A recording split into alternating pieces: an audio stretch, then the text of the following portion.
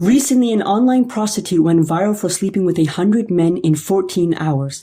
So today is the day where I get run through by 100 guys. How many condoms I have? Currently 7 p.m, I think about 70 people through.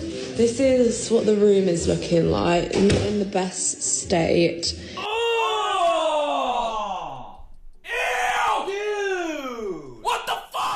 Most people are probably wondering, what do her parents think about this? Her mom was recently invited on a podcast and asked about her daughter's career choice, if you like, and this is what she had to say. I had nice holidays and nice gifts, but that doesn't bother me.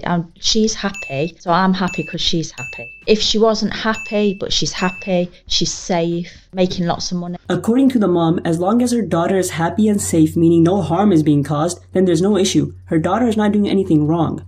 This sounds like something familiar. It starts with the letter U. YouTube? No, that doesn't even start with U.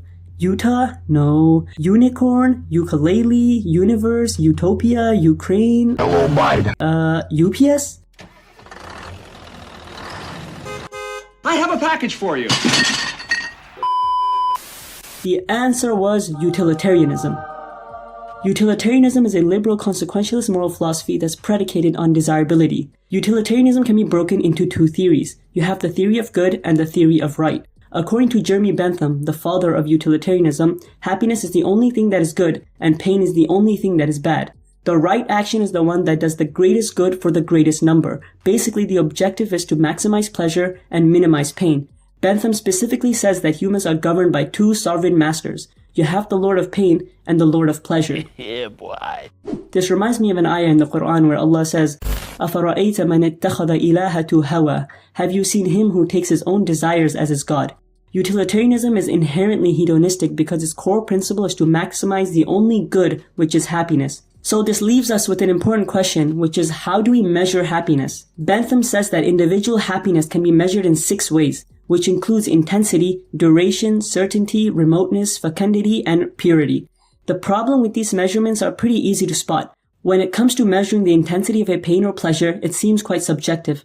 Or when it comes to remoteness, which says that immediate pleasure should take precedence over far pleasures, this seems to suggest that issues like climate change aren't important moral concerns.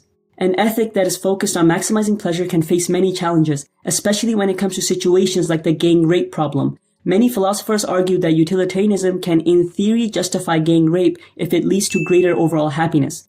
This raises concerns about the potential for an anarchy where anything could be justified in the name of happiness. To counter this problem, the harm principle is introduced by John Stuart Mill. The harm principle argues that individual actions should be free from interference unless they cause harm to others. So you can maximize pleasure as long as it doesn't cause any harm. If you think about it, utilitarianism can be quite attractive. Who doesn't want to maximize their pleasure and find happiness? Utilitarianism not only encourages this, but it also tells you that by doing so, you're a good person. But despite how appealing it sounds, every moral philosophy has to prove itself objectively for it to be taken seriously. This brings us to our next point, which is the proof of utilitarianism. Now, Jeremy Bentham recognized that utilitarianism can't really be proven. In fact, he states, "For that which is used to prove everything else cannot itself be proved." In other words, he's admitting to the fact that there's no proof. He is basically suggesting that utilitarianism is axiomatic, meaning it's a foundational truth, it's a priori, it's self-evident, which is simply not true. He did attempt to give an indirect proof which was so flawed that honestly, I didn't even think it was worth going over. Now, John Stuart Mill was not satisfied with the fact that there simply was no proof, so he made an attempt to objectively prove it. His argument has been translated, or I guess a better word would be recreated in a logical syllogism so that it's easier to follow and break down. First point of his proof says, utilitarianism is true if and only if happiness is the one and only thing desirable for its own sake, not for the sake of something else. The second point says, the only proof of desirability is desire. There already seems to be many problems. First of all, when he uses the term desirable, what does he mean? In fact, in his original argument, he states the following: the only proof capable of being given that an object is visible is that people actually see it. The only proof that a sound is audible is that people actually hear it, and so have the other sources of our experience. In like manner, I apprehend the sole evidence it is possible to produce that anything is desirable is that people do actually desire it.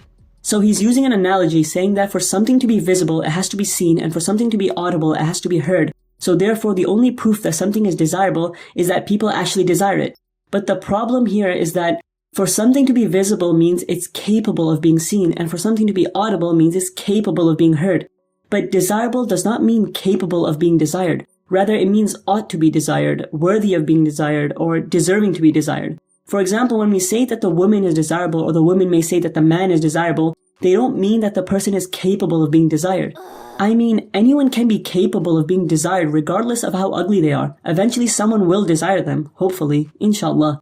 So when we say such and such person is desirable, we mean that they are worthy of being desired. So visible and desirable are not analogous. In fact, an English philosopher, George Edward Moore, says, the fallacy in this step is so obvious that it's quite wonderful how Mill failed to see it. So going back to the syllogism, point number 1 is plausible only if desirable means worthy of being desired, and point number 2 is plausible if desirable means capable of being desired. So utilitarianism is true if happiness is the only thing worthy of being desired for its own sake, and the only proof of desirability is that something is capable of being desired. So in one place the word desirable is defined differently than it is in another place. This is known as the fallacy of equivocation. You cannot say all trees have a bark, every dog barks, therefore a dog is a tree. The definition of bark when it comes to a tree is very different from the bark of a dog.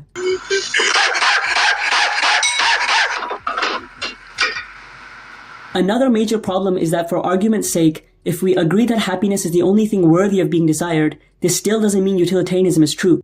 This is a classic example of the is/ought fallacy, where just because something is the case doesn't mean it ought to be the case. I cannot say that just because humans have a natural inclination of believing in God, therefore a God exists.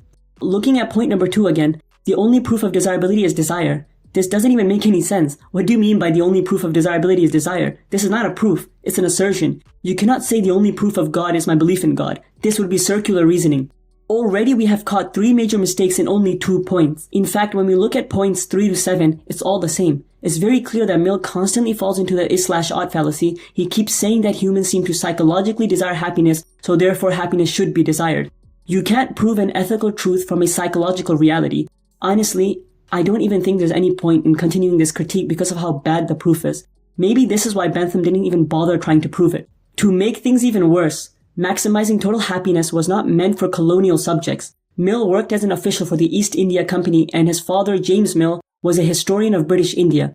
British colonialism in India was definitely not maximizing the pleasure of its subjects, rather, it did quite the opposite. So how can Mill justify this? In fact, he believed that white Europeans were more civilized than Indians. Until people reach a certain level of civilization, they are not capable of what he calls improvement through freedom. He specifically states, despotism is a legitimate mode of government in dealing with barbarians, provided the end be their improvement and the means justified by actually affecting that end. It's honestly quite sad how an ethical framework that cannot be objectively proven becomes a dominant ethics of the West. If you analyze the world around you, any modern hedonistic moral position such as LGBT ultimately connects back to utilitarianism. A mother being okay with her daughter getting ran through by 100 guys in less than a freaking day is a prime example of how dark the future might be. So if you enjoyed this video, make sure to leave a comment, like and subscribe. Until next time, Assalamu alaikum. العيش إلا صحبة الفقراء هم السلاطين والسادة والأمراء فاصحبهم وتأدب في مجال